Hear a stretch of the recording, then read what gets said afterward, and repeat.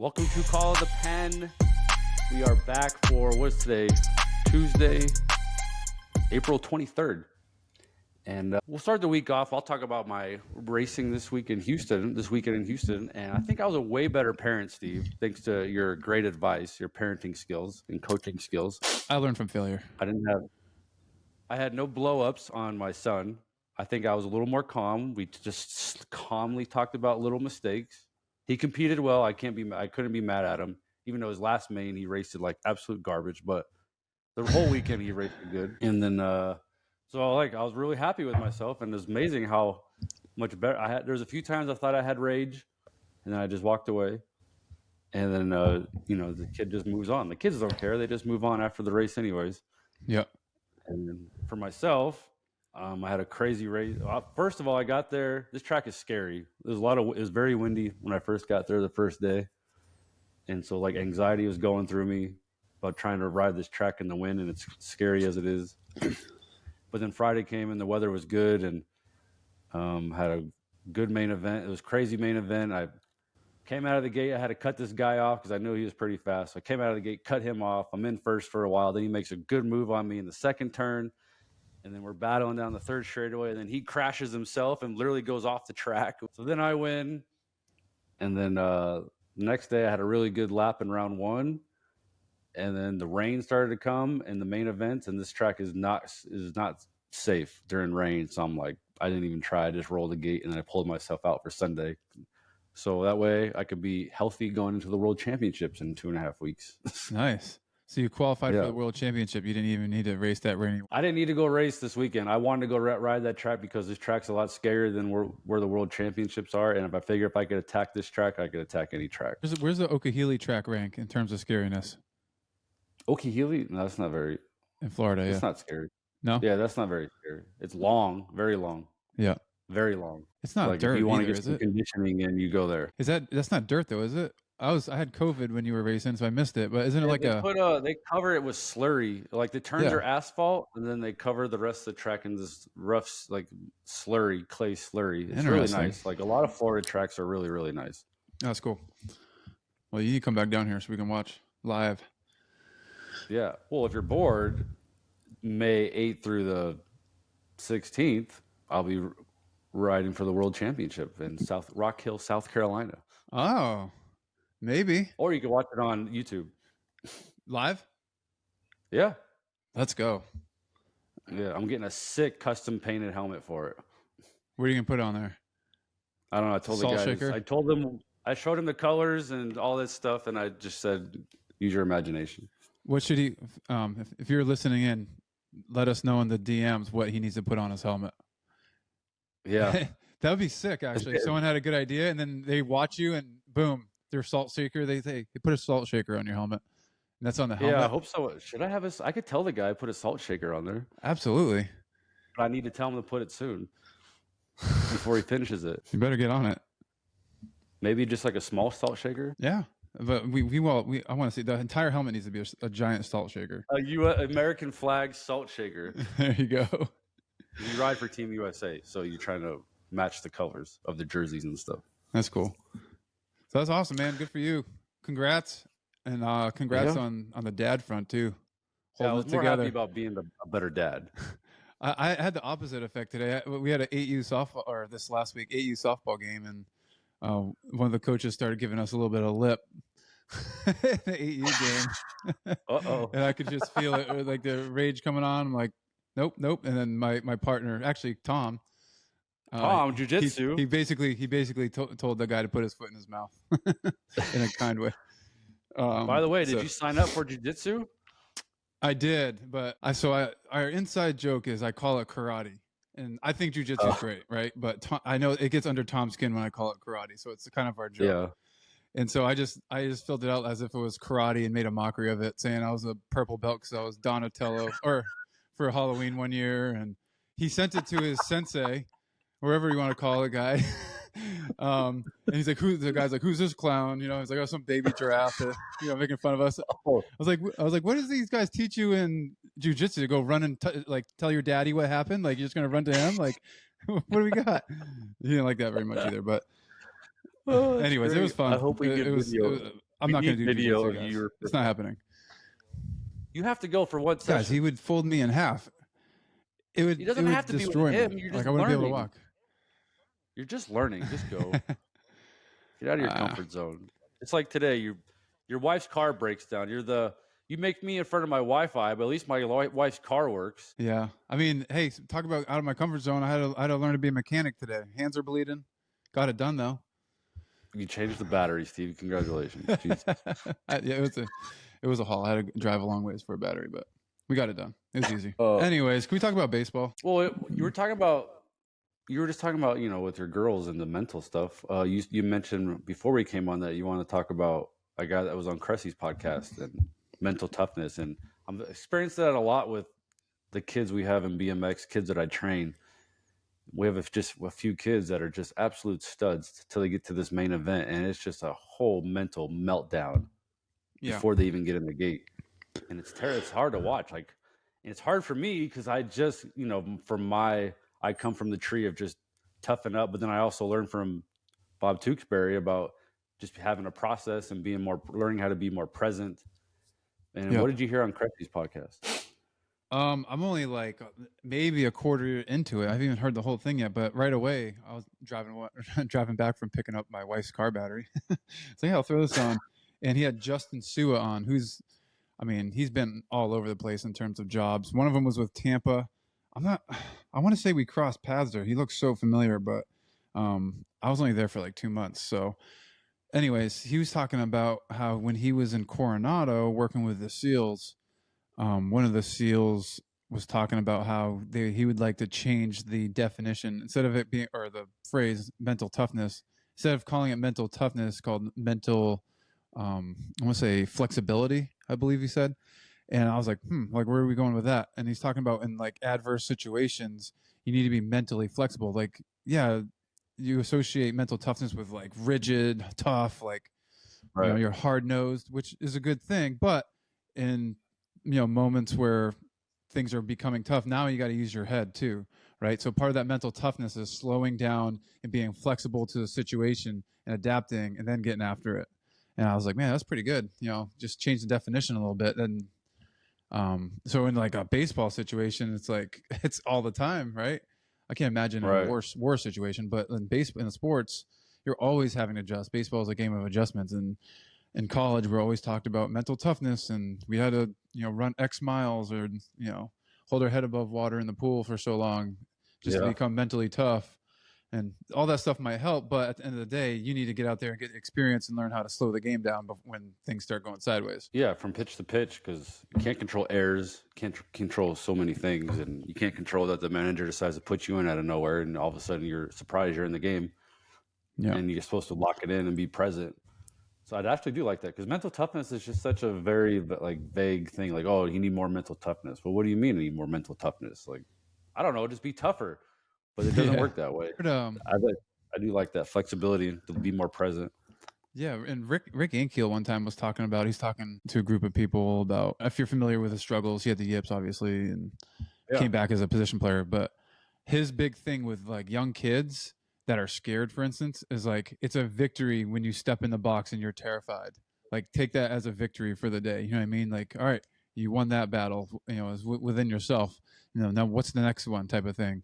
So I'm sure in BMX it's the same thing. You got a kid that's scared to, come out of the gates and stuff like that.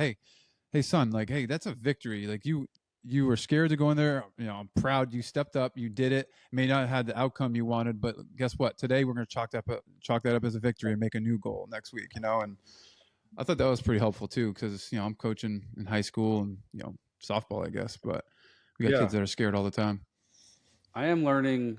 It's just the positivity of pointing out what they did right, because these are kids, and let's just say Knox is 8 and he's just looking for anything that I say positive for him, and I'm so bad at like pointing out the negative right away. So I'm trying to like pre-think what I'm going to say to him after a race. It's like, okay, not like put him down. Yeah. And then or before he even goes, like pump him up, like, wow, man, your gates have been really good. Just keep up with that. Just be aggressive. Yeah. That way he's thinking like, because sucks when you have a bat, like you're not good in the gate, like you're already defeated when like, well, I don't have good gates anyways. I'm going to get cut off. Well, for every like negative that you want to point out, like have like 3 to 5 positives in the chamber, like, Yeah. hey, you did this poorly, but guess what? You did well, like this, that, and the other, or, as long as we're giving more positive reinforcements more than negative, I think, that's a good thing. You need negative reinforcements. Failure is the greatest thing ever for growth in life and in sports. So it's like, you don't want to shy away from that, but I think we could what's be your like, approach? Point out the positive, let's fix the negative, and then finish with the positive. We have an 11-year-old who's an absolute stud, but in the main events, this kid always dominated from like 6 to 10, like wouldn't hardly ever lose. But now he's facing adversity. Kids are growing, they're catching up to him, and now he's facing crazy adversity. But the problem is the parents don't handle it well either. So, or the mom, she's a single mom, but it's hard for her. And but it's like constant negative bull pulling this kid down, and it's just like, man, let's just like let the kid feel good about himself before he gets in, because he already says, you tell him what gait he had, he goes, oh, I'm gonna get cut off right away, and then the parent just ratchets them down too.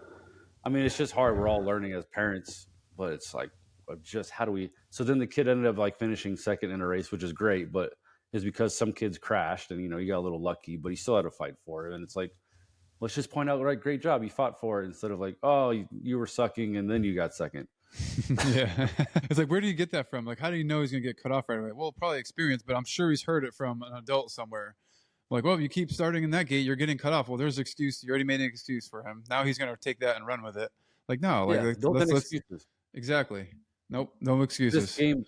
This sport is filled with built-in excuses. Mm-hmm. It's terrible. Anyways. All right, let's move on to some baseball. Jackson Holliday still has 1 hit, Steve, and he's still in the big league, which, I mean, can we just send the kid down to get it to restart? Yeah. Last week I said hold him up, but I was also expecting him to have a couple hits this last week.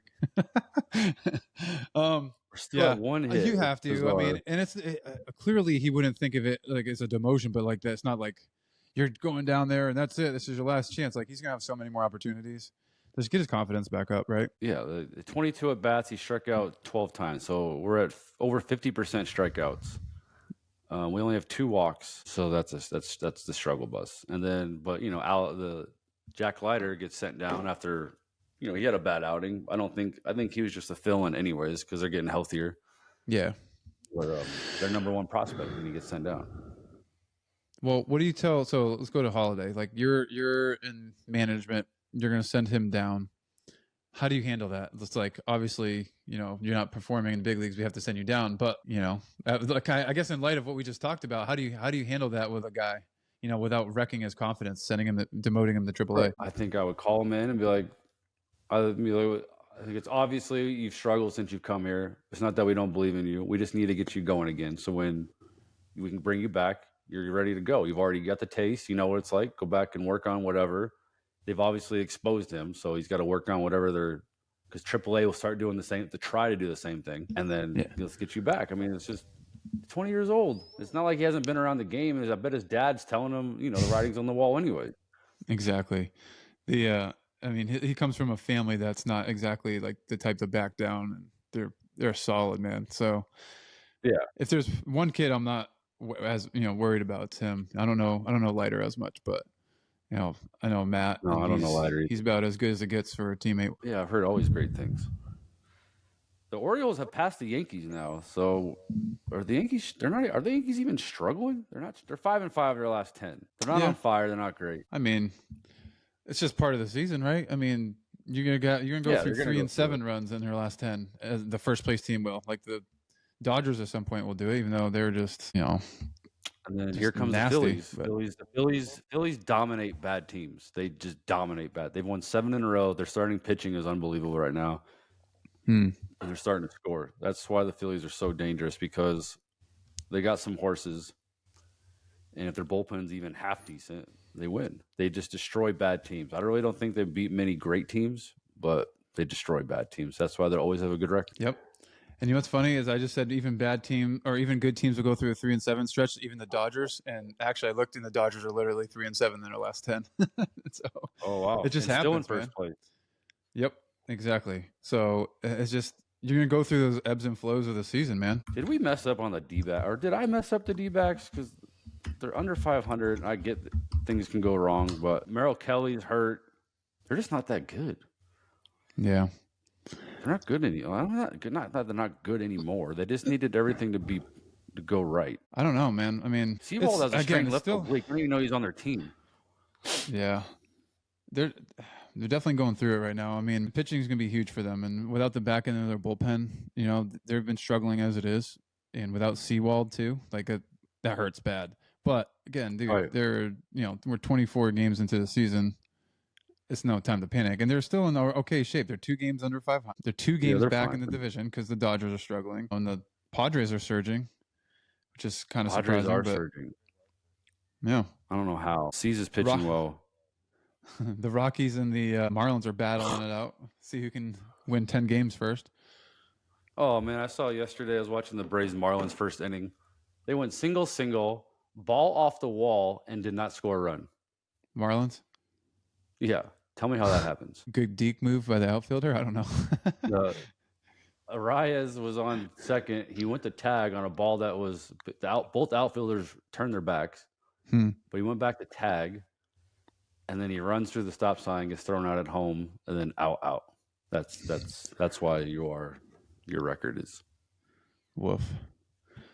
That's tough, and especially at Atlanta. You know Atlanta's going to come back and score, and that's game over. Mm-hmm. No, you can't. Yeah, Atlanta. You cannot make mistakes against Atlanta. I learned that. You have to play learned that the hard way. You have to play perfect in Atlanta. Mm-hmm. Even the Mets are surging. What in the world is happening? Like what? They even played well against the Dodgers on the road. I know. Yeah, Lindor is starting to pick it up a little bit. Polar Bear's in his platform year. And he's going to hit for power. He could hit 200 like last year. He hit low 200s, I think it was, but he's hit him. Yeah, he'll still hit 40. He's still a dangerous Batman. Yeah, 7-3 in their last 10. I mean, again, that division's pretty good. The Nats are playing. Last year they played a lot better baseball. This year they're doing all right. Like they're hanging in there, 10-11. CJ Abrams is, looks like he's starting to really figure it out, which is gonna it's gonna look like an awesome trade 2 years ago, trading for Abrams. Oh yeah, for sure. I mean, they had to lose Soto for it, but Parker, he's gone. Oh, the lefty. He's shut out. He's basically dominated the Astros and the Dodgers in his first 2 career starts. Yeah, that's impressive. They're starting to trend. Rizzo knows what he's doing over there. I know. Obviously, he traded for me before. Yeah, I know you have your differences with him. He traded me away. Traded you away. He does and he doesn't know. He's kind of a clown at the same time. I'll say I know you have your differences, Brandon, but I mean, even when I was on the worst team, we were the worst team in the league when I was there, and but you could see like what they were trying to do. And I was like, okay, I get it. This stinks that I'm part of your rebuild, but long haul. Yeah, he had a lot of bad contracts. He was stuck with. It's a long haul to rebuild that stuff.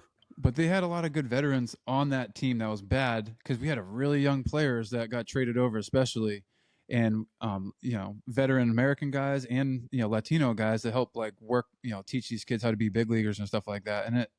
That's true. I don't know. Hopefully, it's starting to pan out. They're probably 2 years away at least from being fully more competitive. I agree. Maybe next year if they step on it a little bit this year, if they finish like 500 this year, right around there. Like, watch out next season. The problem is that no division free agents is so are tough. no free agents are going there. Why not? If they have a good young core, that's a great division to play in. It is a great division. Well, who wants to go there and have to face the Braves and the Phillies and whatever the Mets are going to do? Miami's going to get all their horses back by next year. Well, because you're playing in a competitive division. Like, that's kind of what you want. Paying taxes out your ass, too, but. That's true. Unless you play for the Marlins in that division, tax-free Florida. That's true. If I need to revive myself, I'm going to like the AL Central, just fully domination. I was gonna say, why don't you go to one of the Central teams? Although the Brewers are killing it right now. The Brewers are, they're just good. Are they good or other teams they're 14-7. They're doing something right. Plus 33 run differential, 10-3 away from home, which is crazy because Old Miller Park, I don't know what they call it these days, used to be so hard to to come in and play, but they're only 4-4. They don't really sell out anymore at home. But I love that park. Love it. Yeah. I love pitching there. Pitching there's electric. It's a kind of a bandbox, but ball flies out of there. It is. But home plate feels like you're standing right on top of it for whatever reason. It's usually a good atmosphere. I don't know, man. I think because maybe I made my debut there, I'm probably biased, but like just in general, like It was definitely the most electric atmosphere I've seen when they sold out. Like in 2011, dude, when you guys, I think we shared this story before. Do you remember that? Yeah. Real quick, like I was with the Florida Marlins. We were like the stepping stone for all the good teams, and we came into your to Miller Park, blew us out, and so I'm walking off the field with Chris Hatcher. He was a pitcher at the time. I remember Chris Hatcher. Yeah, actually no. Yeah, he was a pitcher. He this is the year he converted to a pitcher, and we were trying to talk walking into. We couldn't even hear ourselves talk. It was so loud, even like right after the game. Well, 30 minutes after the game, we hear a roar outside. We run out, and everyone in the crowd is still there watching. As I think the Cardinals won or lost, and you guys clinched. So everyone stuck around to watch that game. Yeah, Cardinals lost to the Cubs. Clinched. You guys ended up clinching, and everyone stayed around to watch that game. All the fans. I mean, it was electric. Yeah. One thing about cool. Milwaukee loves the Brewers. It is a great sports town. I loved it there. And then let's talk about even the Cardinals. Cardinals are 10-13. By the way, we're gonna have Daniel Descalso on the show next week, the bench coach. Well, former player, now bench coach. I don't know why he wanted to go be a bench coach. He could just sat at home. But I guess you'd rather go sit in a dugout. I mean, the bench coach is like, I feel like the one that ends up making the decisions, right? It's like the vice president. Well, yeah. Well, the point is he has to be a manager because he promised me I'd be his pitching coach when he becomes a manager. So I hope he keeps going. Do you need a bullpen coach? Yeah, then you could be the bull. You or Chatwood. Chatwood's in the fight too. All right. He can be the bullpen catcher. He's a better athlete. I don't think Chatwood would be a very good bullpen coach. He's pretty negative. Seriously. You're good. Everyone's great. You'd be a good bullpen coach because everyone's great. They're the best. Yeah. You have a 12 ERA? Dude, you're going to turn the corner. Yeah, so we're going to have him on the show next week. I'm interested to hear how his experience is going and why and how he got that job so easily and so fast, and then all that's going on. But yeah, the Cardinals are still at the bottom. They're only 5 back. I get it. But 5 is a lot at some point. It's not like they're not healthy. Yeah. I mean, I don't know. I mean, Matt Carpenter has an oblique strain, but Matt Carpenter doesn't even really play. It's probably like a last hurrah for them. Yeah. I mean, they're just not hitting. I think let me see. Oh, that's in home runs. They're bottom in the league in home runs. Let's see, average wise. They have Sonny Gray who's carving. They're 26th in baseball in batting average right now too. So they're just not, hitting right now. Let's look at some of their guys. Crazy. I don't know. I still like that team. Like I thought they're gonna be good last year, and man, I was wrong. Like now they got better pitching, and like pretty much the same lineup. Contreras and I don't know. Yeah. I don't know. It's weird. Goldie's off to a tough start though, so that's not great. You know what I mean? It'll warm up though. Let's see what happens. He's unbelievable, and Arenado's killing it. Goldie's a sub. Yeah, he's like 2.8, but only 1 homer, so not great, I guess. Let's see what Newt Barr's doing. I like them. I mean, they're just not themselves right now. So, anyways. All right. Well, starting this week, let's see. We got the Dodgers are going to the Nats, and they face Corbin today. I would pick the Dodgers with everything I got on that one, but the old A's. Man, the A's are tough. How about this Miller kid? Comes in, top of the lineup in Yankee Stadium, punchy, 102, 103 by Soto, by Judge.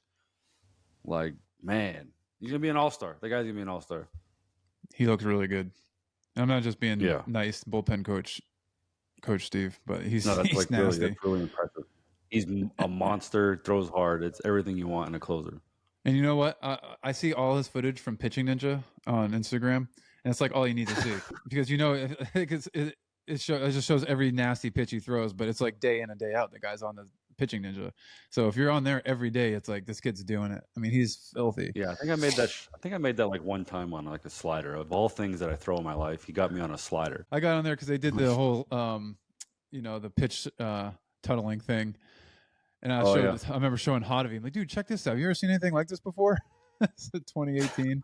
He's like, oh, that's sick. Like, it's like a whole new concept, Anyways. Yeah, now the guy like does ESPN. I don't know. He's got whatever that guy's doing. He's doing it right. But the A's, Blackburn against Stroman.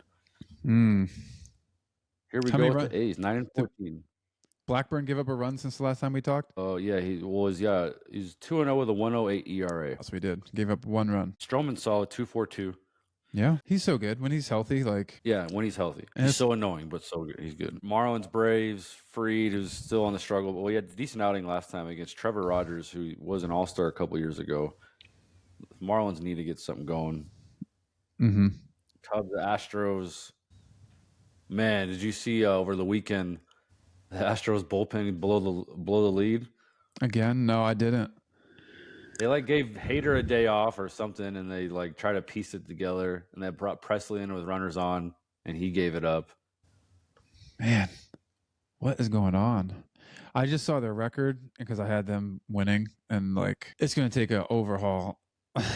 They need to bring in the mental skills coach in there, the locker room, Justin They need Tua. to give Dusty anything he wants to come back for the rest of the year. Seriously. Hey, let's talk about the Dodgers real quick. I know we're bouncing around everywhere. All right. What do you got? I mean, obviously they can swing it. I mean, I think Ohtani's leading the league in batting average. Mookie Betts is not far behind him. You got Freddie hitting, 287, but solid.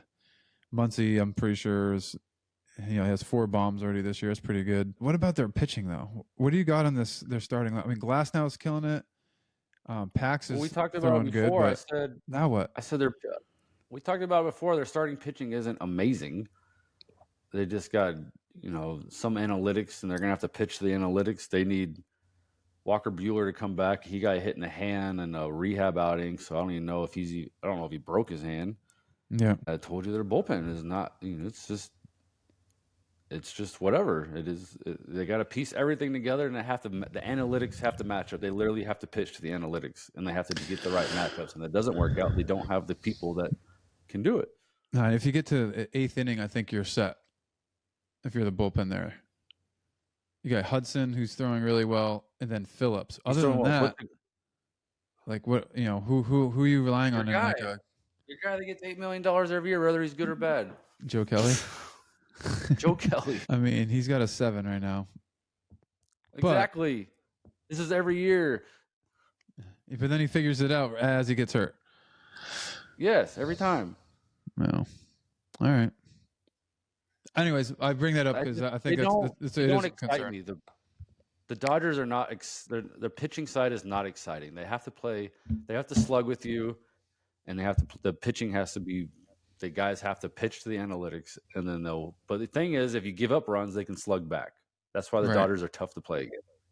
Mm-hmm. But then once they get the lead, they match up perfect analytics, and if those guys execute, it works out. If it doesn't, they still slug back. I haven't looked yet, but this is why they can't win in the playoffs. They can't win in the playoffs because in the playoffs you can't just slug back every time.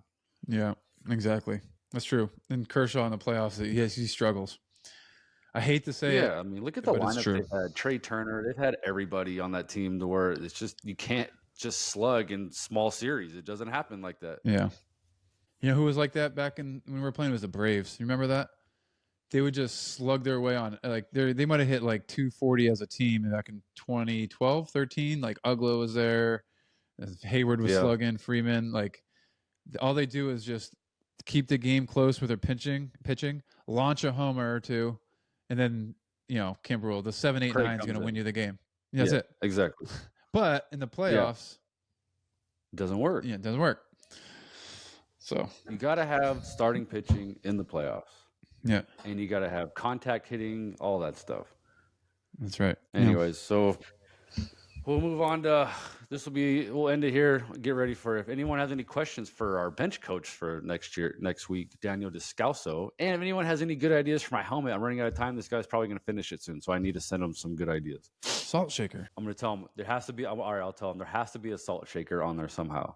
Okay, you have to have the Vegas Knights, a salt shaker. You love the Knights. I'm not it doesn't identify me. Really? You were all about it last year. It's like where you're from. Stanley Cup. So you're just gonna have a bunch of casinos on your helmet. There you go. Playoff time. Old school right here, baby. Hey, the crowd looked crazy in Florida. Was it last night? They get pretty fired up in the playoffs. It's kind of like not that way in the regular season. This year the attendance was better, but like it's just not electric. Like I'm sure it is in Vegas or like Boston, for example. Oh, like, I went to a Bruins game this year. Florida. Right. It's just Florida. But like the diehard fans are really good fans. Like they are. But that's anywhere. Anyways. All right, well, We'll talk to you guys next week. Hit us up, give us a follow, and subscribe and follow. Let's go. Let's get this thing get it going. Yeah, we're gonna have some guests on. More guests coming on soon. This will be great. All right. We'll work on your mental what was it? Mental flexibility. Flexibility. Yeah, there you go. Let's work on your mental flexibility. Check out Cressy's podcast on it. It's really good. Yeah. Forget Cressy. He didn't even promote us. We'll talk to you later. Yes, he did. Yeah.